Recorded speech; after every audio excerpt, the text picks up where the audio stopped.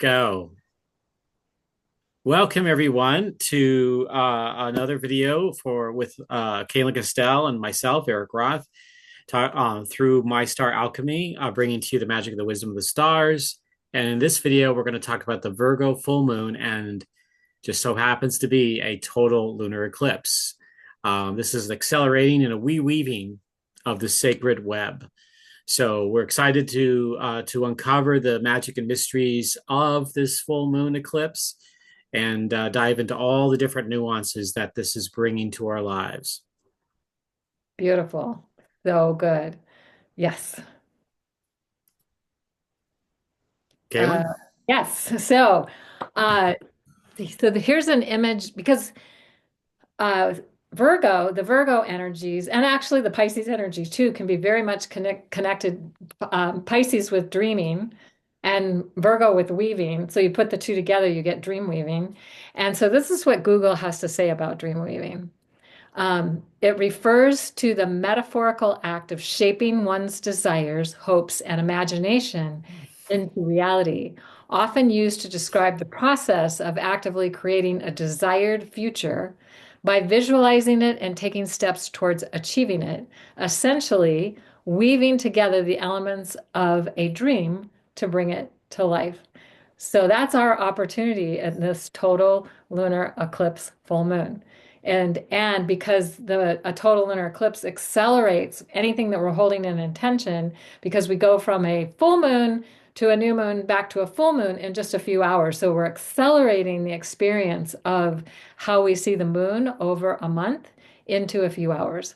And so that means that we're accelerating our intentions as well at whatever we're holding in consciousness or holding in intention at that time. Yeah, well said. And I just, anytime I think of dream weaving, I think of the song Dreamweaver as that. And especially, and then that brings me into thinking about Pisces, and of course the act of weaving, absolutely Virgo too. Yeah, thank you. This is no, that's fantastic. This is a way we can tune into this strong eclipse energy that's coming up in a few weeks. Yeah, and if you use that image, you can kind of meditate on it to see, Mm, imagine what you might be weaving into your reality. So right, right, we're exactly. all dream weavers, right? We are. All right, so here is where our eclipse is going to be, and where the Earth's shadow will be covering the moon. Cayelin, do you want to talk about this? Sure. So the red, because often it's a blood moon when the moon is completely covered by the Earth's shadow at the during an eclipse. So it doesn't start out that way. It's like it doesn't look like a blood moon until it gets to the totality. But here it is located uh, in a spot that is very close to the tail of the line. We're going to look at that a little bit more in a moment, and the head of the priestess, and just so you can get a sense of where it was. And you might remember the last video we did on the Leo full moon was just before you get to Regulus, where the full moon was happening. And then it passed Regulus not long after that. So you can see where this full moon is taking place a month later is in a different part of the sky. Yeah, it's come full circle in a month and past Regulus, and then here we are into the eclipse season. Yeah, something that because it takes 27.3 days for it to come back to where it was at the last full moon. And then another couple of days or two, almost 2.5 days for it to get to the next full phase. So that's why they don't happen in the same place in the sky because it takes longer for it to get to the full phase again, 29.5 days, than to return to a specific star in the sky, 27 point. Right. Yeah. Yeah, it's one of the wonderful ways that one can use the celestial magic of the moon to work with the moon ceremonially.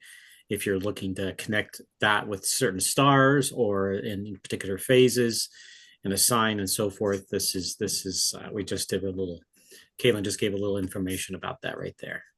Yeah, and then how the moon will pass a certain star 13 times a year, but there are not always 13 full moons in a year because it takes 29 and a half days. And so most years it's not 13 full moons in a year, but occasionally it is, probably every third year or so. Yeah, yeah. All So here right. we So here's the oh, go go ahead. ahead. So here's the chart of the full moon eclipse at 2356 Virgo. And of course, the moon is exactly opposite on the other side of the sky at 2356 Pisces. And just some notes to look at here. There is a trine between Saturn and Mars. Saturn is only about a degree and a half from the sun and from the opposition to the moon. And then it's about looks like 3.5 degrees or so in from an exact trine as we get into this energy of the full moon. So this is just one of the multiple things that are going on in the month of March that are really really powerful. And so this is I think Saturn and Mars's energy during this time, of course, as Saturn trines Mars and conjuncts the Sun, Mars will is sextiling the moon. It just kind of a little bit. It's just about a 5 degrees, so still within the orb of the sextile. And so Saturn and Mars are bringing in some different energies into this arena of the full moon eclipse. Yeah, and of course it's the Virgo mysteries that we focus on the full moon, that sign the moon is in eclipse. And so if we think about Virgo as being the spider woman who weaves the web of our reality, you can see that there's a new web being woven here in the spiral of the galaxy. It's kind of cool. So this is something that we can tune into during this full moon. Absolutely. So, Spider Woman weaves the web of creation. She's also thought of as grandmother spider. And this is an imagery that was connected with many indigenous cultures, especially Native American mythologies, Navajo, Acoma, Zuni, Cherokee, Choctaw. In Mesoamerica, she was the goddess of Teotihuacan. There's lots of pyramids at that site. Uh, so, so this has been a way of looking at these mysteries for eons of time. And in Navajo mythology, Spider Woman is credited for teaching them their exceptional weaving skills and honor her in Canyon de Chelly. And we're going to see that in just a moment. And she was considered a protector and helper of humans. She taught the Navajo how to weave and grow crops. And she also is said to have created the universe and everything in it through her weaving. So this is what we want to be focused on, because when we are weaving, dream weaving, we can create our universe and everything in it. So in the Akoma story, she's gave seeds to the people and taught them how to grow food. In Zuni stories, she helped the warrior twins destroy a monster so they didn't get destroyed. And in the Cherokee and Choctaw stories, she taught the people how to make pottery and brought them fire so that they could fire their pots, their pottery. Hopi stories, she created all living things, including humans. And Spider Woman is a symbol of creativity, balance, and harmony. And she's a helpful teacher, guide, and protector. So this is an imagery that we might want to work with as we celebrate or ceremonially celebrate this total lunar eclipse. Yeah, these are really beautiful stories, and one of the big images that I think of sometimes when I'm looking at the stars is Spider Woman weaving the constellations together, weaving the stars and the patterns that we see at night, and how that changes over time over a given solar year. And so this plays a role in a lot of this. And I think of the story of the myth of Ur and Plato's Republic, where the goddess Ananke, who is the great cosmic weaver, is and has the daughters of fate, where the souls come in and they choose their lots and then some are given to them. But it's like the image of this great cosmic woman weaving the fates, but also weaving the cosmos together as well.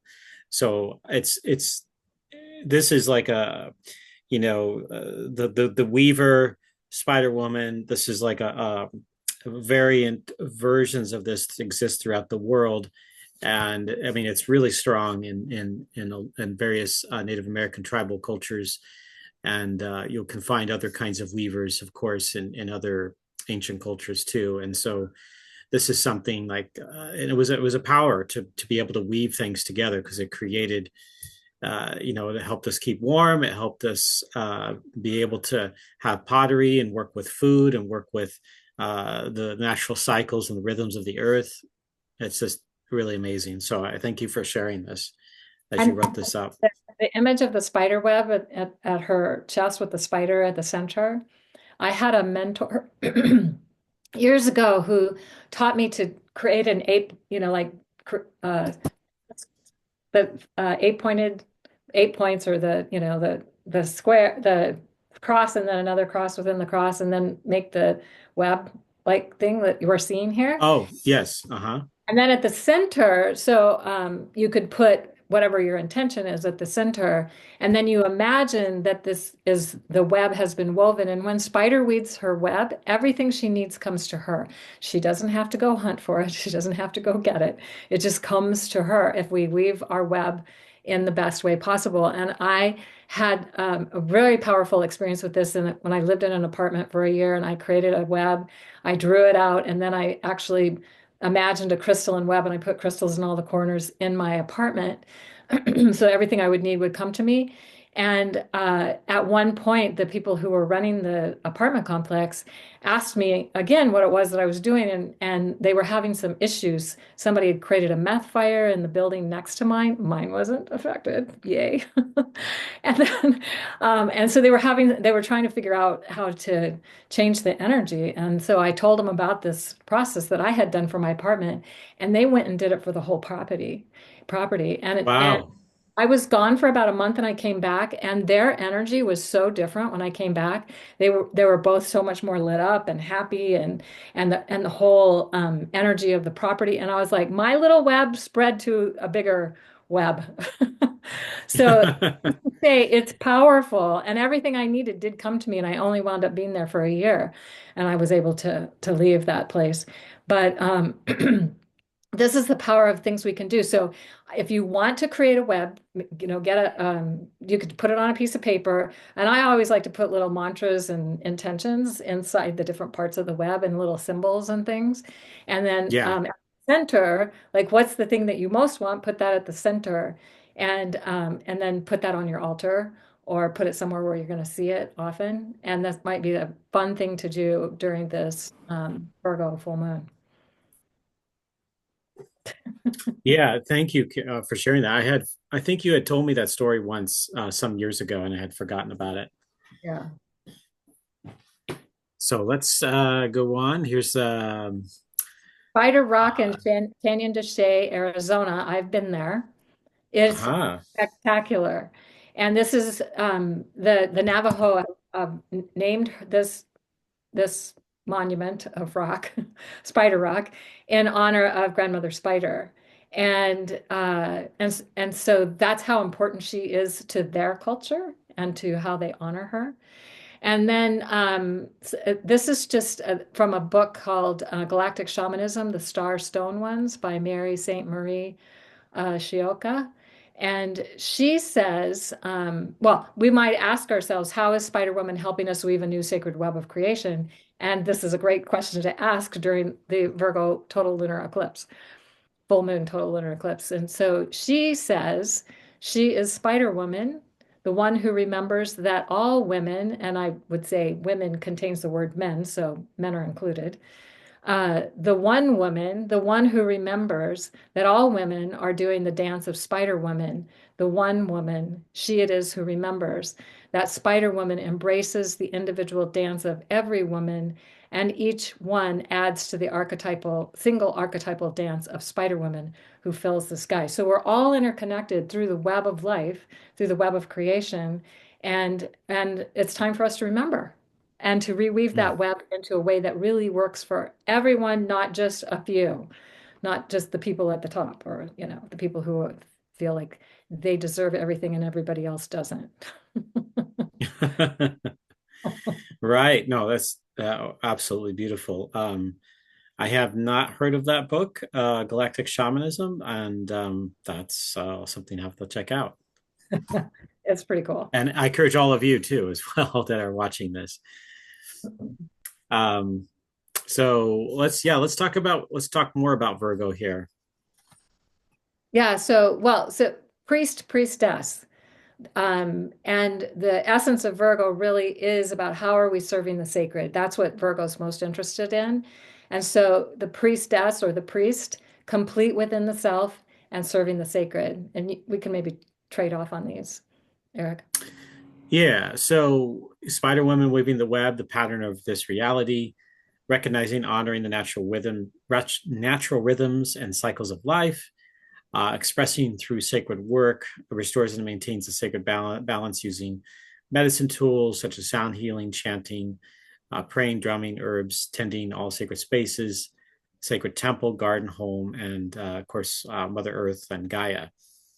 Creating intentional altars that alter awareness in manifesting the sacred and That's what ceremonially the altars so are for. That's their purpose. You yes. create an altar with an intention. So every time you look at it, it reminds your subconscious of the intention that you created that altar for. So it alters your awareness and keeps reminding your subconscious and helps to bring that into your manifest reality. So if you have an altar and you do a web at the full moon or even before the full moon, and put it on your altar where you can see it so it can keep reminding you and keep altering your awareness toward that intention. Right. And thank you. That's and humans have been using altars for countless thousands of years, going probably as far back as we can think, probably hundreds of thousands of years in various forms or another. And that the altars themselves, can be anything. There's so many different ways you can either create an altar or just simply be in a natural altar space, like a garden or a grove or a canyon or under the stars. You were under the star altar, if you will. I love this. And Um, here's something else you can do. If you have a place where you have dirt, you can draw a spider web on in the dirt as an altar or as a sacred ceremonial offering to this time with your intention. Because yes.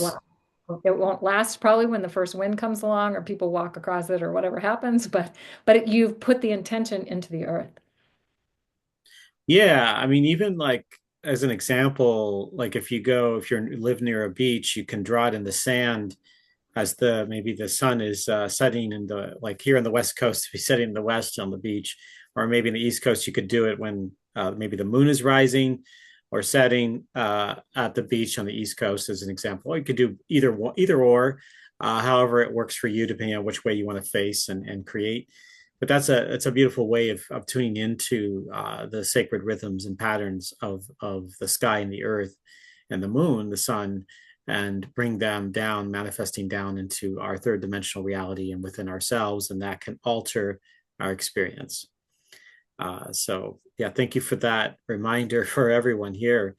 And I just gave an example. So ceremonially celebrating the seasons, moon phases, planetary alignments was an example of that. And then understanding all life is sacred and therefore life is a ceremony. Manifesting, co-creating with great mystery by bringing the formless into form to honor and celebrate it.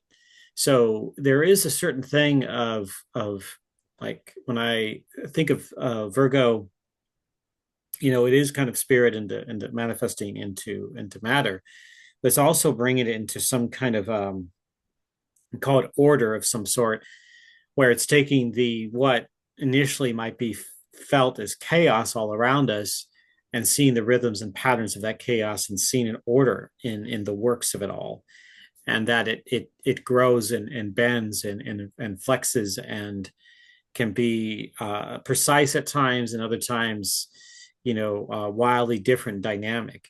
And that's part of what Virgo, as the priest and priestess, tunes into and is able to bring in. And that's why we have these super powerful megalithic structures around the planet, and stone circles and pyramids, and other natural features like the rock at Canyon de Chelly, Spider Rock. I mean, these things are powerful ways for us to be able to tune in and tune into the magic of the sky and the earth together. Which is what Virgo's all about, really loves to do that. The Yes, natural rhythms of how things are working. And if anything's out of that rhythm, then how do we bring it back into that rhythm? That's what the priest and priestess, that's their job.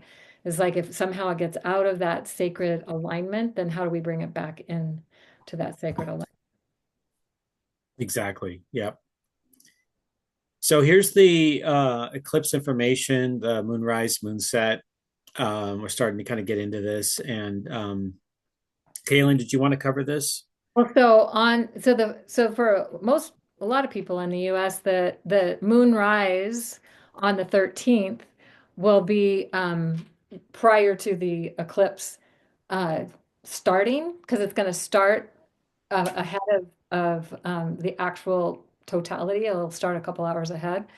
So being able to see the moon rise, and then also recognizing here that the sun is setting at 6:31 p.m.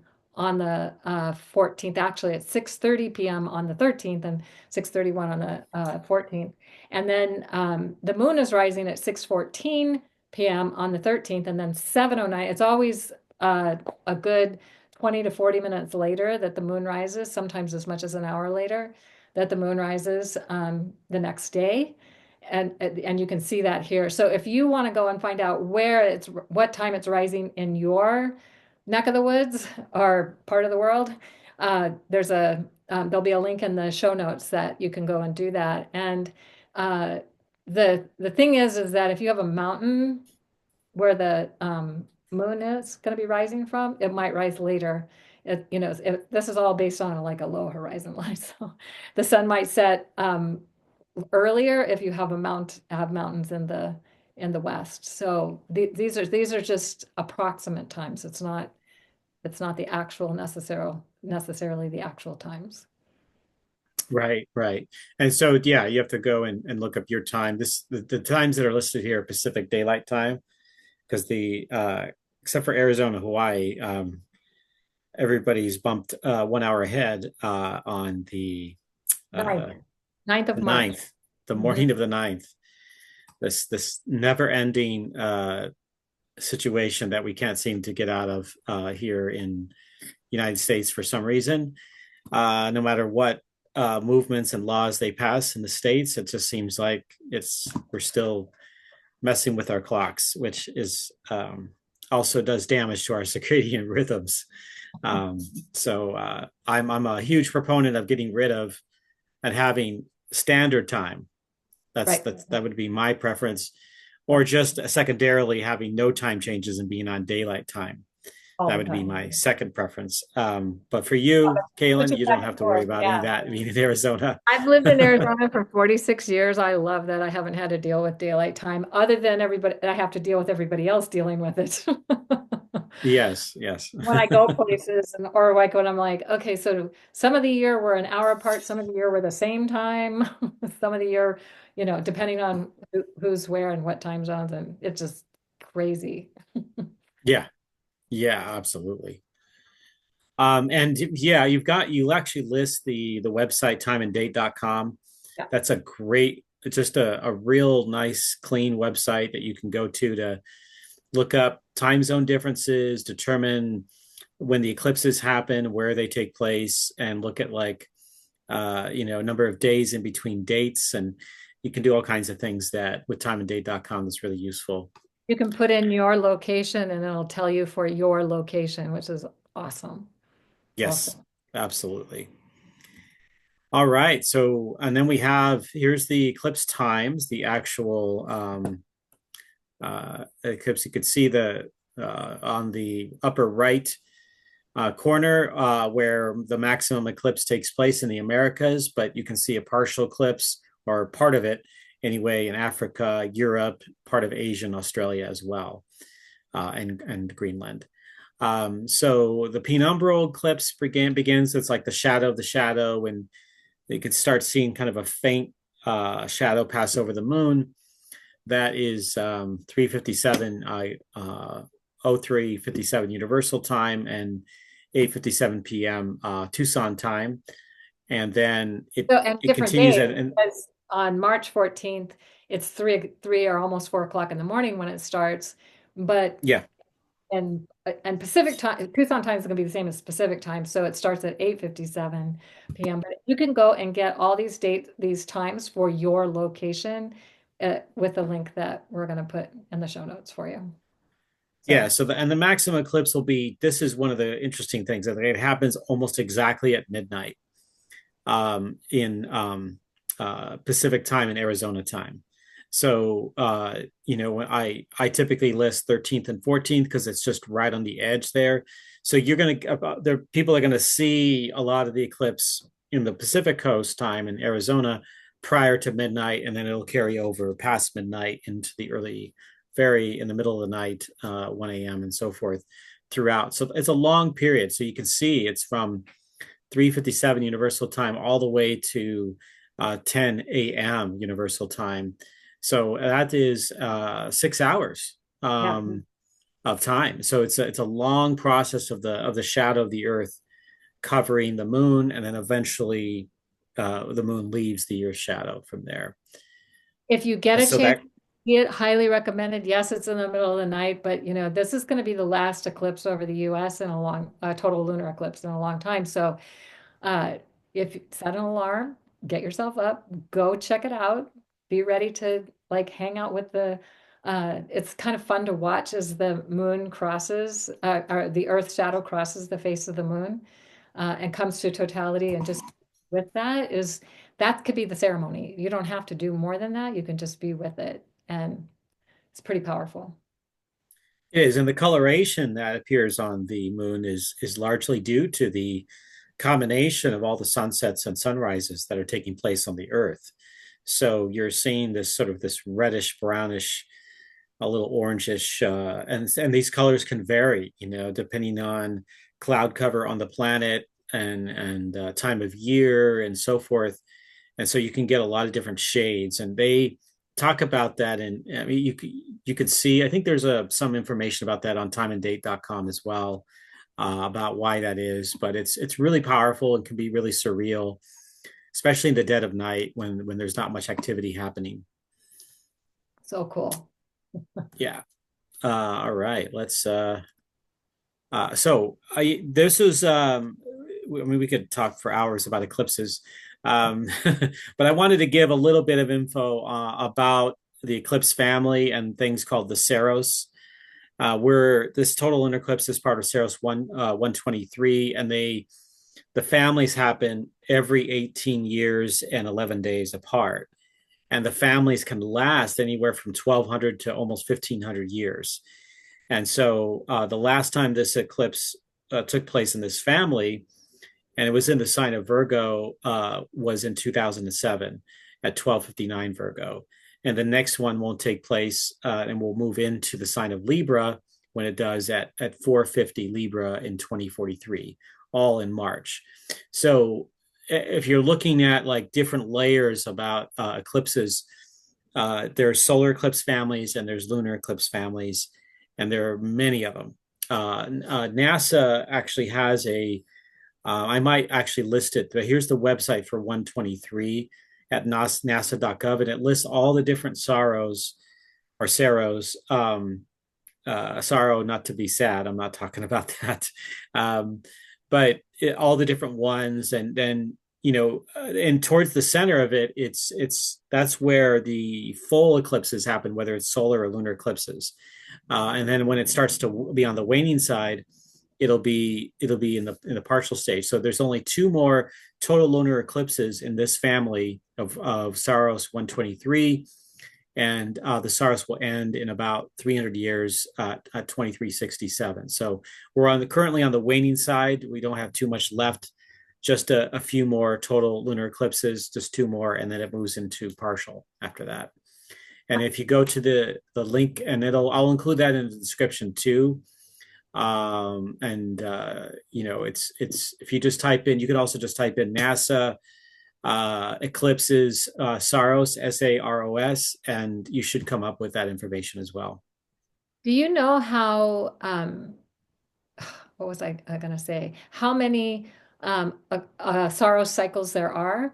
Like we know this one, and we know how that it's been around for a long time, and it's going to be around for a little while longer, probably past our lifetime. But how many Saros cycles are there? Oh,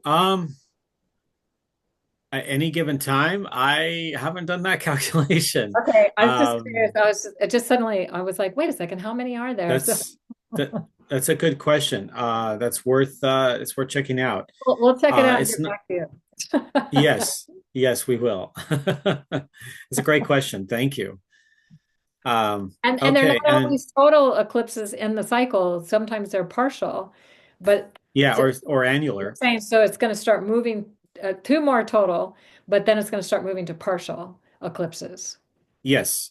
And this, So, yeah, 2043 and 2061 is the last two. And then after 2061, like 18 years after that, you get into partial and then later into penumbral, which are just like the penumbral ones are just basically like you can see just really sliver of any kind of shadow. And it's just like the shadow of the shadow. So it's, if you really got a nice dark sky and you're really focused in on the moon and the shades of the moon, you could probably detect it, but under city lights, it may be a little bit harder to see.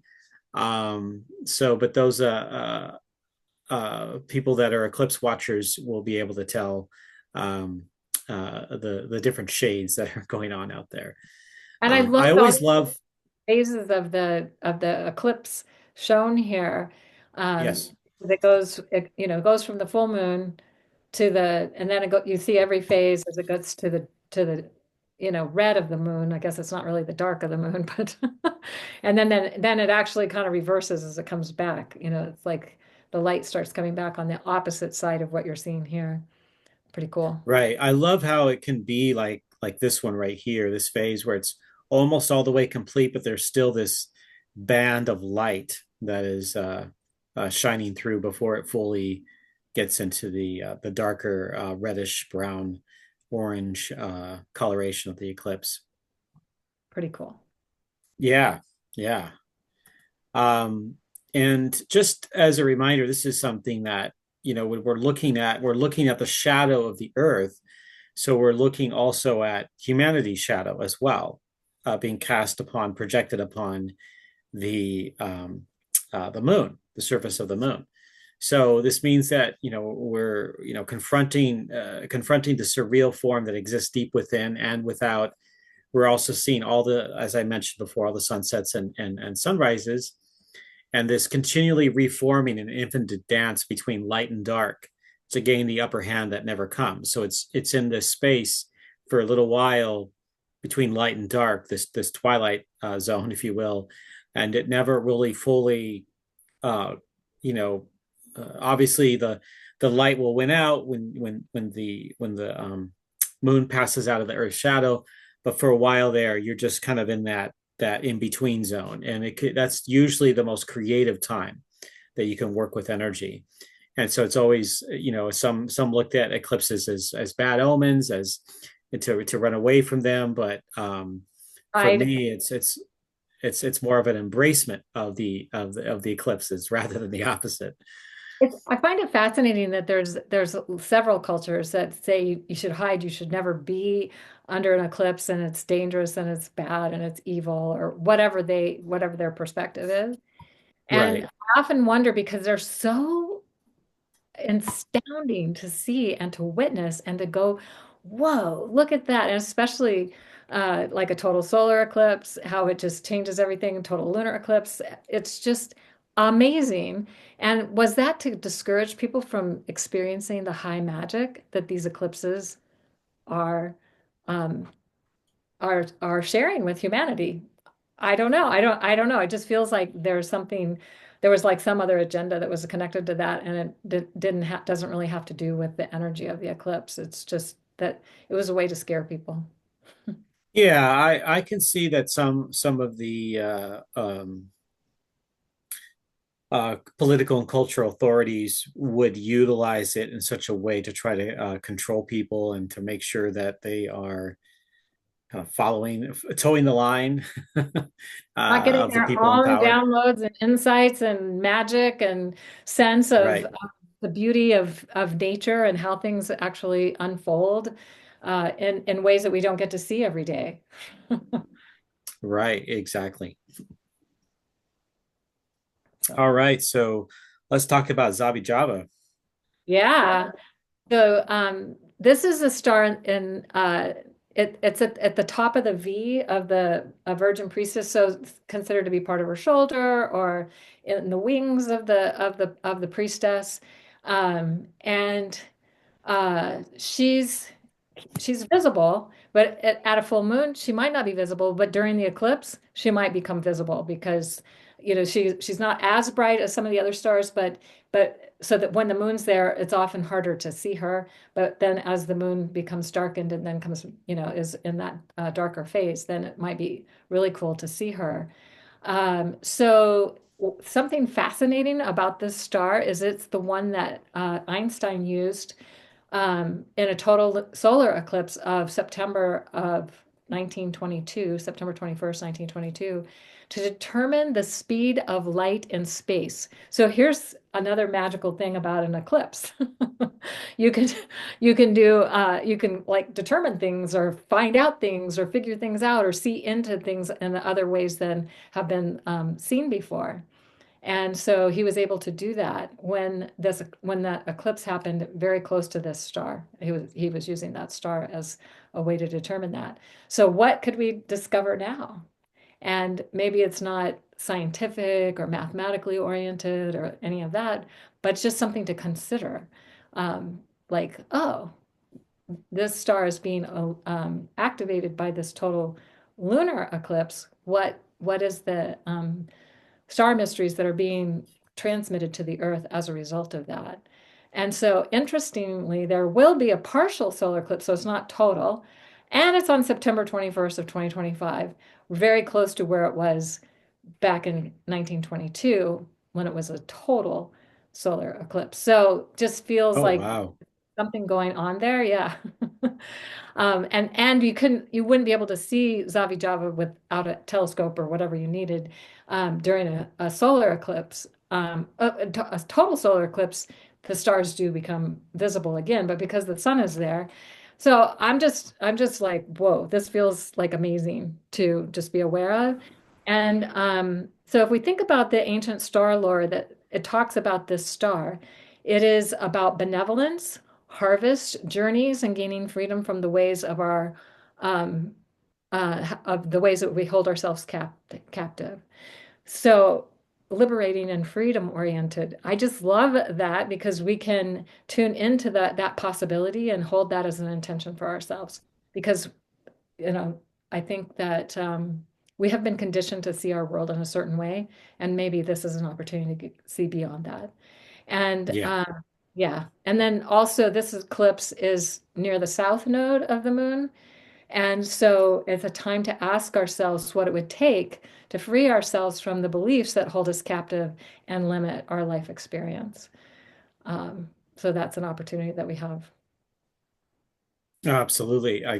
Then I wonder, like, what obviously a solar and a lunar eclipse, you got one is a new moon, one's a full moon, but it's 103 years apart. And I'm trying to figure out like what is 103 years apart. Why, what was taking place there? Maybe it's a Maybe couple something, maybe it's a different, cycles that somehow like sync up together or similar to each other. They're parallel. I don't know. It's just a thought. yeah, there are other kinds of eclipse families. Um, and I don't have them all memorized or anything, but that could be worth a little bit of research too. So I thank you for that's a great bit of information there, and for people to put together and connect into. That's, going back over 100 years like that. Yeah. All right, so the Lion constellation. So this is it's actually the moon is actually more aligned with the star Denebola, the tail of the lion, because the moon will be at 23:58 Virgo at when it's full, and Denebola is 21:58 Virgo, so it's like 2 degrees different. Whereas Zavijava is 27 Virgo. I mean, it's not that much difference, but and Zavijava is closer to the ecliptic, but still, I just find it fascinating, and that we have this kind of a little bit of overlay of between the lion and the priestess. These stars are being activated by this eclipse. Seems fascinating. And if we think about the lion or the lioness as representing the codes of divinity we all carry within, this is also activating that. And we talked about this a little bit in the last full moon video we did, and the DNA codes that we all carry. So if we think about Denebola linking the highest and best of these codes from our ancient origins and assisting in bringing through the new visions of how these codes are evolving to best serve this time, then that's something to tune into. And it's the tail or the tail of the lion, or the tail of anything, the tail of the boat, that guides and directs, that helps steer. So something to keep in mind is that we are the radiant and shining ones. We just forgot. We are divine beings. We've just forgotten. So when we remember and truly love who we are, then our ultimate intent is to empower others to express their own true divine nature. And that's another opportunity and possibility that's being massively accelerated and activated in this total lunar eclipse. Yeah, oh, absolutely. So yeah, what Caitlin is talking about is the zodiacal degree there with the nebula and the tail, and even like it's this transition too. It's sitting right between the priestess and the virgin priestess and the lion, and so you're seeing a transition, that space between constellations there, that can be really strongly alchemically active. Yep, beautifully said. This is something that was pointed out to me not long ago, that I had did not know about with regards to a particular kind of lunation. Caitlin, I don't know if you had heard of this before. You have. I'm Okay. aware of it. Maybe Yes. maybe I had learned it many years ago, but then forgot. But this is one of the things you can do with the moon, particularly the moon and its relationship to the sun, and the synodic cycle of that. Um, yeah, so the phase cycle. The moon has a 3 year lunation, and so from any point of the day of the lunar phase, you can go back 3 years and 5 days later to find the same phase of the moon and the same sign, very close to the same degree. So the last time we had that 3 years ago was goes back to 2022 on March 18th, and that it was not an eclipse, but it was at 2740 Virgo. So really only about, I don't know why I say 13-minute difference, but that's, I think it's because it's, yeah, I guess it's a half a degree, or three. There's no, it's 3 degrees. So that's an error on my part. It's close. So what I'm breaking into here with this conversation is that you can utilize this and even create a 3 year process for yourself if you wanted, whether it be a new moon or a full moon. You can do that. So the lunation can be helpful in seeing patterns in our own lives, but also in the global human community as well. So typically it's best to use the new moon to, like, for starting something, but you can use the full moon for something that comes into its fruition, its fullness, because in between the a year and a half, which is the halfway point, you can get into that new moon between two full moons, and then between two new moons, you can get the full moon into that. So the last time with 18 months ago was 2020, September 14, 2023 at 21:58 Virgo. So you're seeing this theme and connecting into the same archetypal energy here. So this is another way of connecting in and working with the lunar energy with in a way that's with ceremony and utilizing the altar to alter your own space as well. I love this because if we think about also every 19 years, the moon comes back to where it was 19 years earlier within a day or so. Yes. Um, but this is a way to tune it because 19 years is a long time, so you could easily forget. But to work with a 3-year cycle, 3-year and 5-day cycle, to remind yourself and to stay connected into the intentions and to what you're so if you're into doing celebrations and ceremony and that sort of thing, it's a really powerful uh, thing to tune into these when the moon is back near where it was 3 years and 5 days earlier. Yeah, it's like so. Yeah, for 3 years, so you could see it's 5 days short of the quote 3 calendar years, but you just use that 5 day period to kind of tune into what was really going on. When was that? In this case, when was that Virgo full moon happened there in March? And you can tune into that and get that information. So I like what you said because yeah, 19 years might be a really really long time to connect into that, but the 3 years definitely within more recent memory that you can more readily connect into for yourself. Keep your eye out. Yes, yes. Cool. Okay, let's talk about the out of So, bounds moon. so the out of bounds moon, the what's happening in March of 2025. So, in addition to the fact that this total lunar eclipse opens the eclipse portal or eclipse cauldron, which is what I like to call it, and that will complete with the partial solar eclipse on March 29th. And that partial eclipse, they call it partial, but the moon is covering 93% of the sun. Of course, it's only visible in certain places in the sky, and there's a lot that is connected into that. But the whole thing is that that's an astounding like 2-week window that we go through twice a year. Sometimes there's a third one that happens. But what's also happening is that the moon in 2025, in March of 2025, is going to be in its most extreme out of bounds.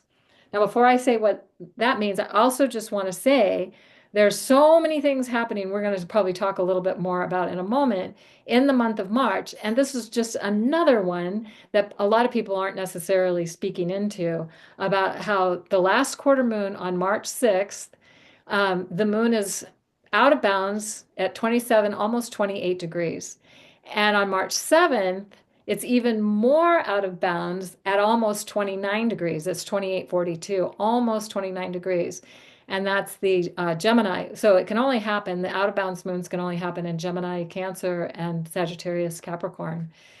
And then on March 22nd, also the day Venus happens to be conjunct the sun, which is a whole other story all in of itself. But the last quarter moon at 2 Capricorn is also extremely out of bounds. In fact, it's probably the most extreme either new moon, full moon, or quarter moon of the whole entire 19-year lunar standstill, and it's at 28:43. Um, and it's at an exact first quarter moon that it's happening. So that's also right in the middle of the eclipse window, like pretty Yeah, much right now. Yeah. I was like, whoa. And then it'll be also worth noting the full moons in July, June and July, but they're not going to be as extreme as this. And also the other thing about the quarter moons and why they're not really tracked with the out of bounds lunar standstill is because the first quarter moon rises up around noon. And so by the time it's dark, it's really pretty high in the sky. And the last quarter moon is rising up around midnight. And so, you have to be up late to see that, to be able to see it's more extreme rising. And I'm not a night person, so but but interesting to notice that that's also happening. And the out of bounds moon is outside the boundaries of our everyday reality. So this is expanding our consciousness, and it begins before the full moon, a week before the full moon, and then there'll be another one a week after the full moon and before the solar eclipse. So pretty astounding. Yeah. Yeah, that's it's out of bounds, and we're going to talk a little bit here. I got some information here. It's these are very unusual moons, and when it's out of bounds, it's like outside the boundaries of the ordinary uh into the extraordinary in co-creation. So like a static world without the idea of exploring like new territories or or going beyond the borders is one that tends to insulate too strongly and potentially even decay more strongly over time. But a world that has the courage to bounce out of bounds is a world worthy of collective involution and evolution. So the lunar eclipse in Virgo resides between the out of bounds moon periods, acting as a sacred corridor of metamorphosis. I love that sacred corridor of metamorphosis. I think everybody needs to remember that. Yeah, it's absolutely, and this is it's when you're just in that one moment, sometimes it might be hard to follow and see, but in more of like a four-dimensional type of experience, you're seeing that over a period of several days or weeks, and then you can kind of see that whole situation take place as we looked at the different dates. In the early part of March, the end of the first week, and then you have the eclipse right in here, and then the week after you get the most extreme out of bounds moon right here. So that sacred quarter of metamorphosis. I didn't copy it from anywhere. It just kind of came through. Oh, that must be your highly intuitive Pisces nature coming through. There you go. Thank you. I love it. That's so good. All right. So more events to talk about. Yeah, so March 1st, this video is probably going up around that time, is the station retrograde of Venus. And that is just on its own totally amazing. And Mercury is also going to conjunct the North Node that day. And then it's going to conjunct Neptune the next day. And then it's going to enter Aries for the first of three conjunctions to the zero Aries point. And again, these eclipses are also on either side of the equinox, and the equinox is a powerful time. Ancient people knew this and why they tracked it, because the sun is rising due east and due west across the entire planet at the equinox, and especially the March equinox. It tends to lower the magnetosphere of the Earth. And so more light comes through from the sun. So we get more solar, like auroras and all kinds of things happening. And they saw it as a doorway into the knowing. The sun is a doorway into the knowing. So at the equinox, it was heightened. This is a heightened doorway. So amazing. Anyway, so and then of course we talked about the out of bounds first quarter moon, and it being even more out of bounds the following day. And then Mercury is going to conjunct Venus for the only time on March 11th, because they're both going retrograde around the same degree, but they only kind of Mercury doesn't go retrograde until the day of the eclipse, March 14th. So then they're both starting. They're moving. They don't come back together at the end this retrograde, which is fascinating. And then Saturn will conjunct the Sun, or Sun will conjunct Saturn, and then we have the eclipse happening, which opens that portal and that doorway into the eclipse cauldron, into the equinox time, into so many amazing things that are happening in the month of March 2025. Yeah, this is one of the most active months that I've seen since I've been an astrologer, and with all these planets crisscrossing each other here, in large part because of Venus and Mercury. And then in the middle of the eclipse season like that, you're really getting some really powerful things that are taking place. And then we haven't even looked at the second half of March, which is also very powerful, Off the especially chart. It's those just off. last 4 or 5 days where it's just incredible. Yeah, off the chart. Thank you. It's out of bounds. This whole Right, thing is way out of out of bounds. bounds. It's way out of bounds.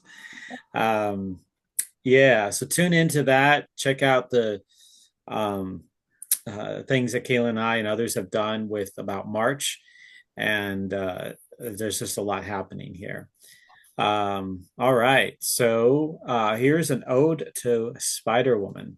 So just feels like a great way to complete what we're talking about, and this is something that I first heard probably back in the 90s. And I gave a link here and I'll put it in the show notes where you can go and hear the song being sung. But because we are here to really weave a new reality, to do the dream weaving and to dream weave into something that's new and amazing and it's going to work for everybody, we can call upon Spider Woman to help with that dream weaving. So there is a woman who weaves the night sky. See what she spins, how her fingers fly. She is within us, beginning to end, our grandmother, our sister, our friend. She is the weaver, we are the web. She is the needle, we are the thread. She changes everything she touches, and everything she touches changes. She changes everything she touches, and everything she touches changes. And so we have this opportunity to really weave the web with Spider Woman, to be the co-creators of this time. And this total lunar eclipse is going to really help support us in that possibility. Yeah, I remember you sharing this poem at events. I think you've talked about it before that I've done years ago, and it's just as valid then as it is today, and probably even more important today, especially in relation to things that happen with Virgo and the Spider Woman energy and the sign of Virgo itself.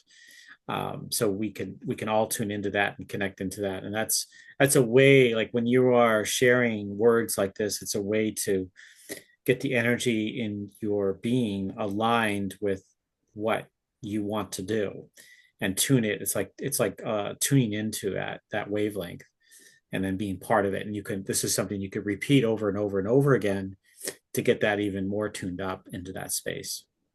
And there's Um, going to be a link to the video. There's a YouTube video of people doing the chant, singing it together.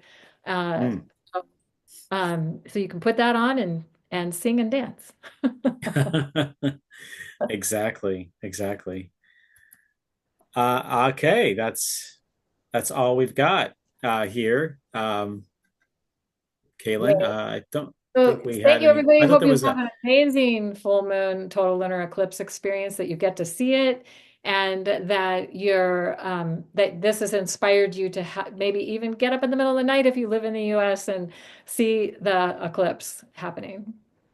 Yeah, absolutely. And if it's even if it's cloudy, you could still tune into the magic and the energy of the eclipse yourself from, or if it's raining, you want to be indoors, just you can if you're able to stay up late or just before you go to sleep, tune into the eclipse energy that's about to form. So it's pretty powerful stuff that we can experience regularly on here by just living on this planet, and this is how we participate and co-create with the magic of the cosmos and the earth.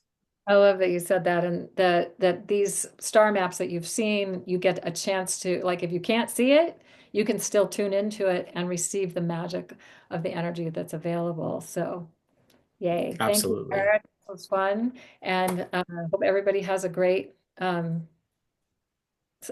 lunar eclipse experience and beyond. Thank you all.